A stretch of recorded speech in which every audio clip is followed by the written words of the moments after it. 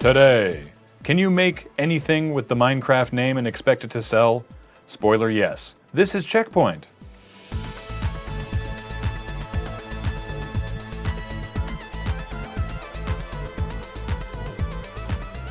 Welcome to CheckPoint, and this week I want to give a very special welcome to our viewers in Paraguay.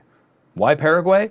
No reason. It just feels like the Paraguayan Twitch viewing public often goes unacknowledged. But don't worry, CheckPoint appreciates your viewership. If you've ever wanted to combine education with screaming at unfair video game AI, CivilizationEDU is for you. Releasing fall 2017, it will allow students to recreate historical events and consider strategy and geographical ramifications while experimenting with the causal relationships between military, technology, politics, and socioeconomic development, which sounds like something even video games might not be able to make palatable to teenagers. But who knows, this could be great, as long as history teachers remain vigilant and make sure their class understands that Gandhi did not actually use nuclear weapons as freely as he seems to in Civilization. In reality, he barely used them at all. Mojang's latest Minecraft spin-off is here with Minecraft Battle Minigame, a free-to-play console experience that pits Minecrafters, they call them Minecrafters, against one another in player-versus-player combat. For Microsoft and Mojang, this seems like a great way to gain back some of the ground from the wealth of third-party Minecraft servers playing custom games, which of course don't generate revenue for them.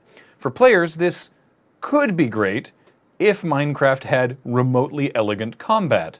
But if you want to windmill around an arena spamming jump and attack while being only vaguely aware of whether or not you're actually hitting anyone, then this is for you. It's like a really sparsely attended mosh pit. Being a dad is a state of mind, at least according to the developers of Dad Quest, currently up on Steam Greenlight. In the game, you control a dad, male or female, because dad is a title, and you carry your child around and hurl them at the enemies. They level up and you level up. They get special powers that make them more dangerous to the enemies you're throwing them at. And then if you die, your kid grows up, gets their own kid, and continues your quest. The gameplay looks fun enough, but the narrative is perhaps a little fraught. I guess for some parents, turning your useless child into an invulnerable projectile is kind of cathartic. The much-beleaguered Devil's Third is preparing to drive the final nail into its own coffin, but not before allowing you to help pay for it.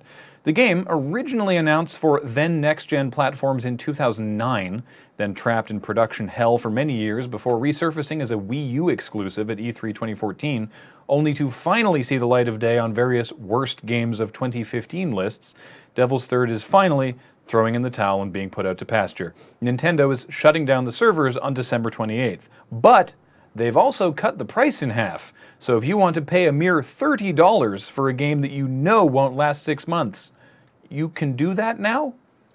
According to Game Tricks, a website which tracks over 4,000 Korean internet cafes, Overwatch has taken over League of Legends as the #1 played game. Overwatch boasted a 30% share, while League was relegated to a mere 27.8, which obviously isn't that far behind. But League has dominated the Korean gaming space for a while now, so this is a pretty big shift. Obviously, Overwatch is new, but another factor is that Blizzard Entertainment holds a special place in Korean hearts after the nostalgic popularity of StarCraft, which Blizzard themselves is keenly aware of, what with Overwatch character D.Va being a retired StarCraft II pro. All of that said, the most surprising part of this story might be that Korea still has internet cafes. Also, Korean internet cafes are called PC bangs, and an internet cafe is definitely not what I think of when I hear the phrase PC bang.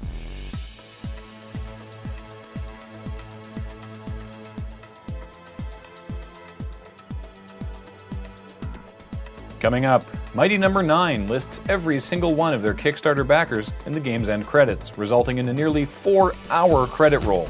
That is a lot of people, but the list would be a little more impressive if people were willing to have their names associated with the game instead of just a generous backer.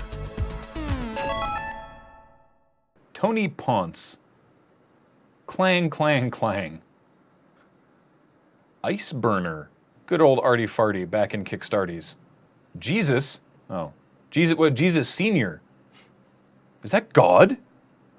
Is God Jesus Senior?